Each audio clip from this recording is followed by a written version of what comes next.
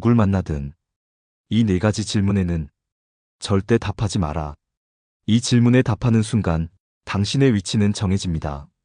그리고 대부분은 당신을 한 단계 아래로 둡니다. 말은 가볍게 오가지만 질문은 결코 가볍지 않습니다. 겉으로는 웃으며 묻습니다. 그게 뭐 어때서요? 라는 표정으로 다가옵니다. 하지만 그 질문의 속뜻은 다릅니다. 사람은 대화를 통해 친해지지만 서열은 질문을 통해 정해집니다. 우리는 대화를 나눌 때 내용에 집중한다고 생각합니다. 하지만 실제로는 상대의 말투, 반응, 태도 그리고 무엇보다도 어디까지 말해주는가를 보고 그 사람의 위치를 판단합니다. 이 사람은 어디까지 솔직해질까? 이 사람은 어디까지 드러낼까? 이 사람은 어디까지 낮출까? 그리고 대부분의 사람들은 그 경계를 시험합니다. 겉으로는 호기심처럼 보이지만 속으로는 확인입니다. 이 사람은 어디까지 밀어도 괜찮은 사람인가? 여러분도 한번 떠올려 보십시오. 처음 만난 자리에서 이상하게 기분이 불편했던 적은 없으셨습니까? 질문 자체는 평범했는데 묘하게 기분이 가라앉고 설명하고 나니 괜히 내가 작아진 느낌이 들었던 순간 말입니다. 그 이유는 단순합니다. 당신이 정보를 준 것이 아니라 위치를 넘겨준 것이기 때문입니다. 조선의 대유학자 다산정약용은 인간을 이상적으로 보지 않았습니다. 그는 인간을 매우 현실적으로 보았습니다. 권력 앞에서 바뀌는 사람, 이익 앞에서 돌아서는 사람, 약해 보이면 쉽게 무례해지는 사람. 그는 긴 유배 생활 동안 수많은 인간을 관찰했습니다. 그리고 한 가지를 깨달았습니다. 사람은 말로 당신을 존중하지 않습니다. 당신이 스스로를 어떻게 다루는지를 보고 그에 맞게 대합니다. 특히 질문 앞에서의 태도는 그 사람의 중심을 그대로 드러냅니다. 질문에 급히 답하는 사람은 인정받고 싶어 하는 사람으로 보이고 지나치게 설명하는 사람은 변명하는 사람으로 보이며 자신을 낮추는 사람은 낮춰도 되는 사람으로 분류됩니다. 이것은 냉정하지만 사실입니다. 우리는 흔히 나는 솔직한 사람이라서 다 말해요. 나는 숨길 게 없어요. 이렇게 말합니다. 하지만 세상은 솔직함을 존중하지 않습니다. 솔직함의 수위를 보고 판단합니다. 어디까지 열어주는가? 어디까지 허용하는가? 어디서 선을 긋는가? 그 선이 없는 사람은 좋은 사람이 될 수는 있어도 가벼운 사람이 되기 쉽습니다. 특히 나이가 들수록 이 문제는 더 중요해집니다. 70세 이후 사회적 직함은 줄어들고 관계의 숫자는 줄어들고 만나는 사람의 폭도 좁아집니다. 그때 남는 것은 태도입니다. 사람은 직책이 아니라 태도로 존중받습니다. 그리고 그 태도는 바로 질문에 대한 반응에서 드러납니다. 상대가 가볍게 던진 질문에 내가 무겁게 반응하면 관계의 균형은 무너집니다. 상대가 시험하듯 묻는 질문에 내가 친절하게 다 설명하면 상대는 확신합니다. 이 사람은 선을 넓게 허용하는 사람이구나. 정약용은 유배지에서 많은 사람들이 등을 돌리는 모습을 보았습니다. 그는 억울했지만 구차하게 설명하지 않았습니다. 자신을 낮추지도 않았습니다. 그는 알았습니다. 한번 낮아진 위치는 다시 회복하기 어렵다는 것을. 우리는 대화에서 이 사실을 자주 놓칩니다. 좋은 인상을 남기고 싶어서, 괜히 오해받기 싫어서, 괜히 싸우기 싫어서 질문에 다 답해줍니다. 그러나 문제는 답한 뒤의 느낌입니다. 말은 했는데 마음은 불편합니다. 괜히 내가 더 설명한 것 같고, 괜히 내가 더 애쓴 것 같고, 괜히 내가 더 낮아진 것 같습니다. 그 순간이 바로 위치가 정해지는 순간입니다. 질문은 정보를 얻기 위한 도구이기도 하지만 상대를 가늠하는 도구이기도 합니다. 그리고 대부분의 사람들은 무의식적으로 그 질문을 사용합니다. 그래서 우리는 배워야 합니다. 무엇에 답하고 무엇에는 침묵할 것인지, 무엇은 웃으며 넘기고 무엇은 선을 그을 것인지. 이것은 무례함이 아닙니다. 이것은 자기보호입니다. 자신을 지키는 사람만이 타인에게도 존중받습니다. 오늘 이 이야기는 사람을 의심하라는 것이 아닙니다. 세상을 적으로 돌리라는 것도 아닙니다. 다만 말 한마디가 관계의 위치를 정한다는 사실을 이제는 분명히 인식하자는 것입니다. 누굴 만나든 어디에 있든 어떤 상황이든 질문은 가볍게 오지만 그 결과는 가볍지 않습니다. 그리고 그 질문에 어떻게 반응하느냐에 따라 당신의 무게는 달라집니다. 이제 우리는 배워야 합니다. 어떤 질문에는 답하지 않는 용기를. 그 용기가 당신의 품격을 지킵니다. 자, 첫 번째입니다. 요즘 뭐 하세요? 라는 질문입니다. 겉으로는 안 보입니다. 오랜만에 만나면 자연스럽게 오가는 말입니다. 가볍고 무난해 보이고 누구에게나 던질 수 있는 질문입니다. 하지만 그 속뜻은 결코 가볍지 않습니다. 지금 당신은 어느 위치에 있습니까? 사회적으로 얼마나 쓸모 있습니까? 당신의 현재 가치는 어느 정도입니까? 이 질문은 사실상 이것을 묻고 있는 경우가 많습니다. 특히 은퇴 이후, 70세 이후에 이 질문을 받으면 괜히 마음이 움츠러듭니다. 젊을 때는 이 질문이 어렵지 않았습니다. 회사 다닙니다. 사업하고 있습니다. 아이들 키우고 있어요. 답은 간단했습니다. 직함이 있었고, 역할이 있었고, 사회가 인정해주는 자리가 있었기 때문입니다. 그러나 시간이 흐르고, 직장을 떠나고, 공식적인 역할이 사라진 뒤에 이 질문을 받으면 묘하게 가슴이 조여옵니다. 그냥 쉬어요. 별거 없어요. 이제 뭐 할 일도 없죠. 이렇게 답하는 순간 상대의 눈빛이 아주 미묘하게 바뀝니다. 말은 그대로인데 공기의 온도가 달라집니다. 존중이 약간 흐려지고 대화의 무게가 살짝 가벼워집니다. 왜일까요? 우리가 스스로를 축소했기 때문입니다. 나는 지금 특별히 하는 게 없다. 나는 이제 사회적으로 쓸모가 없다. 이 메시지를 우리가 먼저 던져버렸기 때문입니다. 사람은 생각보다 냉정합니다. 상대가 자신을 어떻게 정의하는지를 보고 그에 맞춰 대합니다. 내가 나를 별거 없는 사람으로 소개하면 상대도 그 틀 안에서 나를 대합니다. 정약용은 이 지점을 정확히 알고 있었습니다. 그는 한때 임금의 총애를 받던 인물이었습니다. 그러나 하루아침에 모든 관직을 잃고 18년이라는 긴 세월을 유배지에서 보냈습니다. 관직도 없고 권력도 없고 지위도 사라졌습니다. 당시 기준으로 보면 그는 쓸모없는 사람으로 밀려난 존재였습니다. 그런데 그는 자신을 그렇게 정의하지 않았습니다. 그는 관직으로 자신을 설명하지 않았고 권력으로 자신의 가치를 계산하지 않았습니다.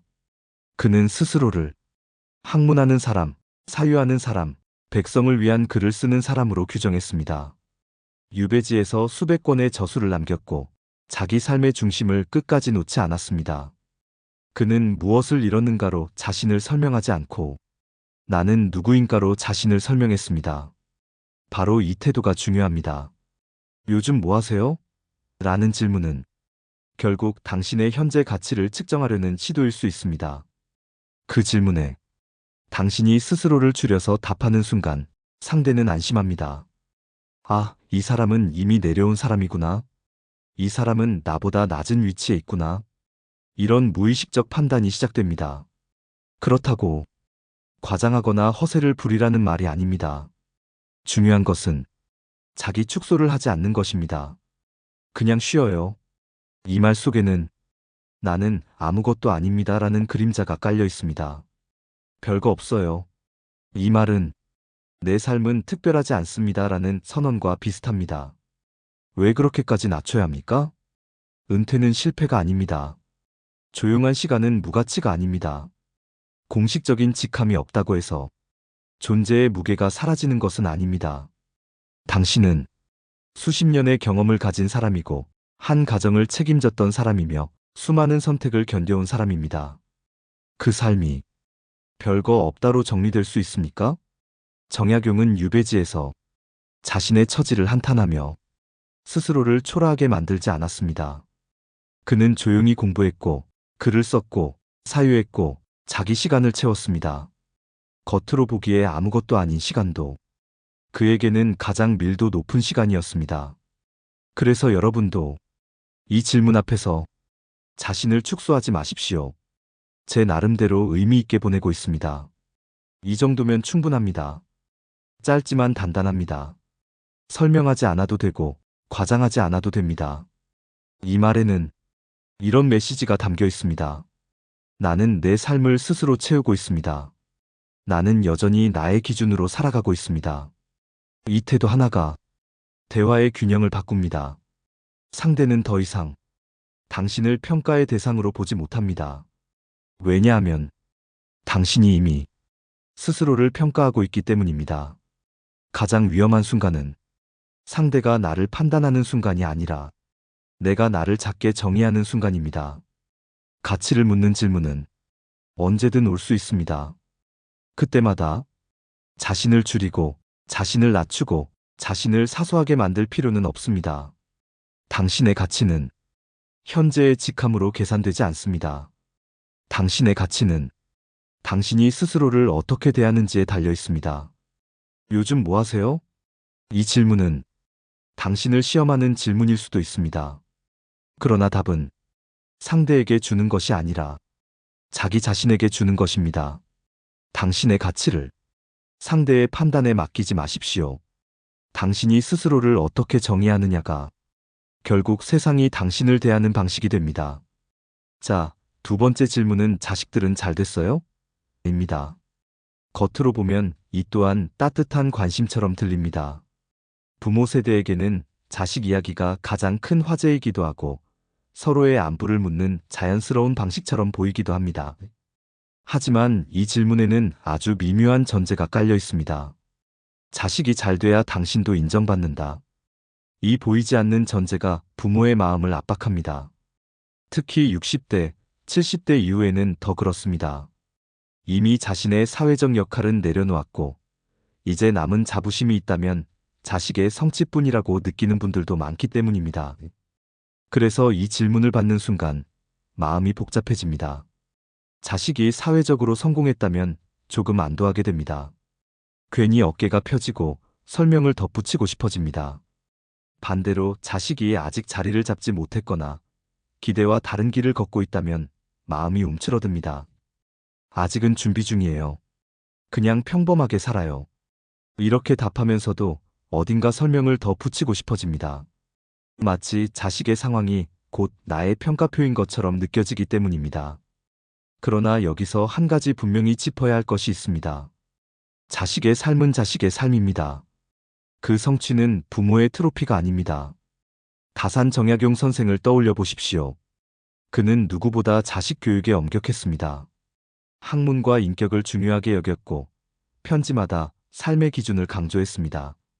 그러나 그는 단 한 번도 자식의 출세가 자신의 존재 가치를 결정한다고 말하지 않았습니다. 오히려 그는 반복해서 이렇게 가르쳤습니다. 스스로의 중심을 세워라. 이 말은 자식에게만 한 말이 아닙니다. 부모에게도 해당되는 말입니다. 내 삶의 중심을 자식에게 두지 말라는 뜻이기도 합니다. 만약 자식의 성공이 곧 나의 성공이라면 자식의 실패는 곧 나의 실패가 됩니다. 자식의 선택이 곧 나의 평가가 됩니다. 이 구조 안에서는 결코 평온할 수 없습니다. 그래서 이 질문에 과하게 설명하기 시작하는 순간 우리는 스스로를 평가 가능한 존재로 올려놓게 됩니다. 큰애는 어디 다니고요? 작은애는 이번에 승진했고요. 아직 취업은 못했지만 준비는 열심히 하고 있고요. 설명이 길어질수록 우리는 보이지 않는 비교의 장으로 들어가게 됩니다. 상대의 눈빛을 의식하게 되고 상대의 반응을 살피게 됩니다. 그 순간부터 주도권은 내 손을 떠납니다. 정약용 선생의 태도는 달랐습니다.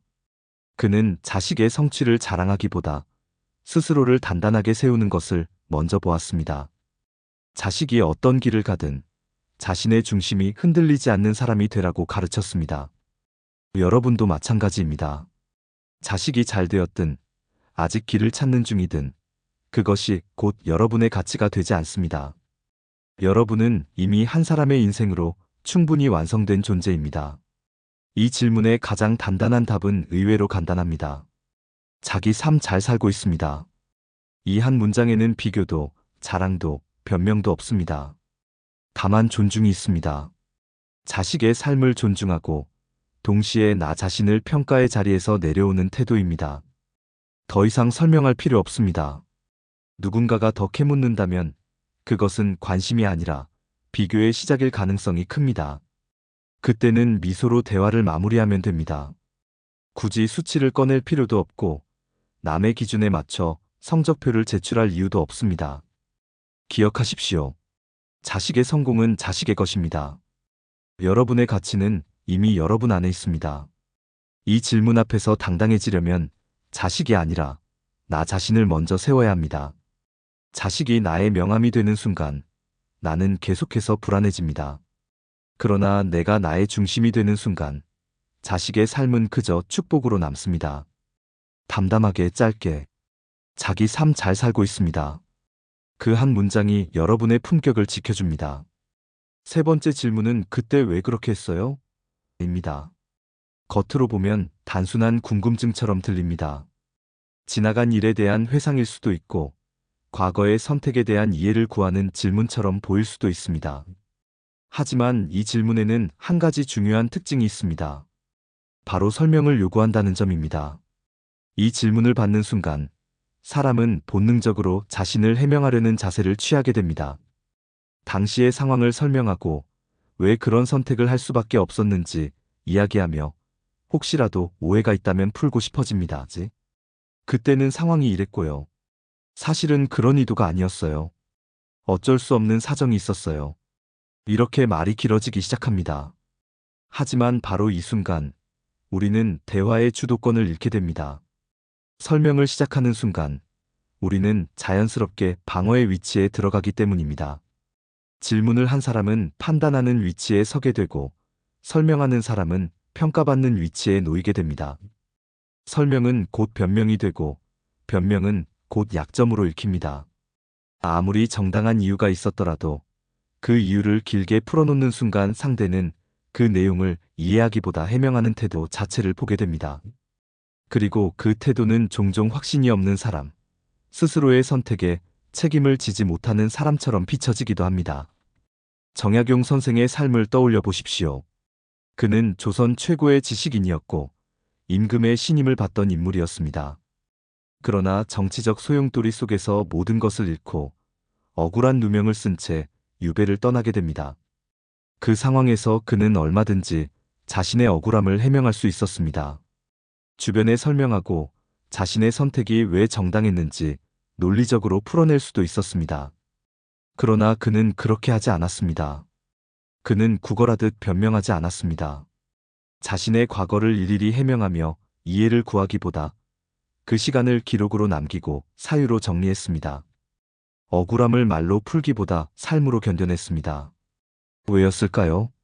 설명은 상황을 납득시키는 데는 도움이 될 수 있지만 스스로의 중심을 지키는 데에는 도움이 되지 않기 때문입니다. 과거에 대한 집요한 질문은 대부분 이미 결론을 가진 채 시작됩니다. 진짜 이해를 위해서라기보다 당시의 선택을 현재의 기준으로 평가하려는 의도가 담겨 있는 경우가 많습니다.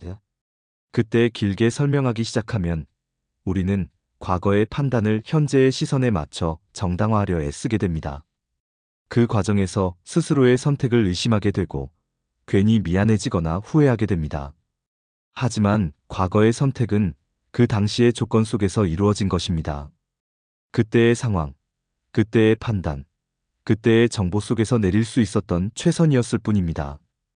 그래서 과거를 묻는 질문에 모든 것을 털어놓을 필요는 없습니다. 그땐 그게 최선이었죠. 이 한 문장이면 충분합니다.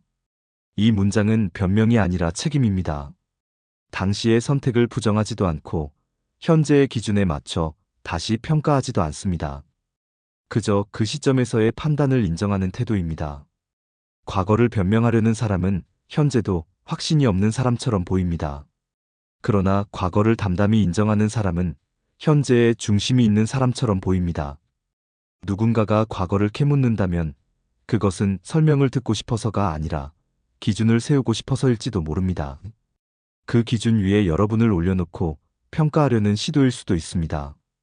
그때 필요한 것은 상세한 해명이 아니라 단단한 태도입니다. 과거는 설명하는 것이 아니라 받아들이는 것입니다. 그리고 받아들인 과거는 더 이상 약점이 되지 않습니다. 짧고 담담하게. 그땐 그게 최선이었죠. 이 한 문장이 여러분의 현재를 지켜줍니다. 네 번째 질문은 그거 얼마나 벌어요? 입니다. 이 질문은 대화의 흐름 속에서 아무렇지 않게 등장하는 경우가 많습니다. 마치 단순한 호기심처럼 들리기도 하고 친밀감을 표현하는 방식처럼 보이기도 합니다. 그러나 이 질문에는 관계의 방향을 순식간에 바꿔버리는 힘이 담겨 있습니다. 돈에 대한 질문은 단순한 정보 확인이 아닙니다. 그것은 상대의 위치를 가늠하기 위한 기준을 묻는 행위에 가깝습니다.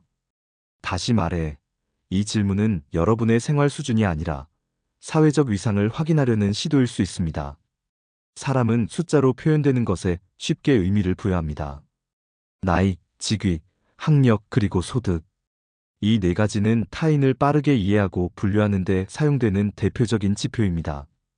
그 중에서도 돈에 대한 정보는 가장 직관적이고 즉각적인 판단을 가능하게 합니다. 그래서 얼마나 버세요?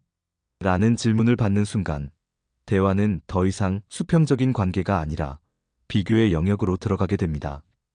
이 질문의 구체적인 숫자를 말하는 순간, 상대는 무의식적으로 여러분을 어떤 기준 위에 올려놓습니다. 많다고 느껴지면 존중의 태도가 생기고, 적다고 느껴지면 거리감이 줄어들거나 태도가 가벼워질 수 있습니다. 그것이 의도적이든 아니든 인간은 숫자를 통해 서열을 만들어내는 경향이 있기 때문입니다. 정약용 선생은 평생 검소함을 강조했습니다. 사치스러운 삶을 경계하고 절제된 생활 태도를 중요하게 여겼습니다. 그러나 그렇다고 해서 자신의 형편을 스스로 낮추거나 일부러 초라하게 보이려 하지는 않았습니다. 그는 검소함과 자기 비하를 철저히 구분했습니다. 검소함은 삶의 태도이지만 스스로를 낮추는 것은 중심을 잃는 행동이기 때문입니다. 자신의 가치를 숫자로 환산하지 않았고 재산에 많고 적음으로 자신의 위치를 정의하지도 않았습니다. 이 점은 우리가 일상 속에서 반드시 기억해야 할 부분입니다. 돈에 대한 질문에 솔직하게 답하는 것이 항상 정직한 태도는 아닙니다. 때로는 구체적인 답변이 불필요한 비교를 만들고 관계의 균형을 무너뜨릴 수 있습니다. 예를 들어 누군가에게 소득을 상세히 설명하는 순간 대화의 방향은 자연스럽게 평가로 이동합니다. 생각보다 많네. 혹은 그 정도야?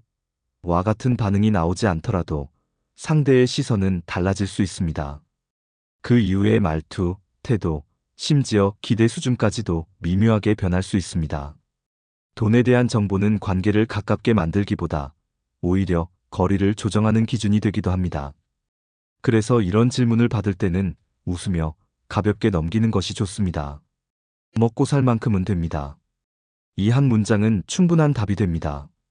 구체적인 수치를 제공하지 않으면서도 삶이 유지되고 있다는 사실을 전달합니다.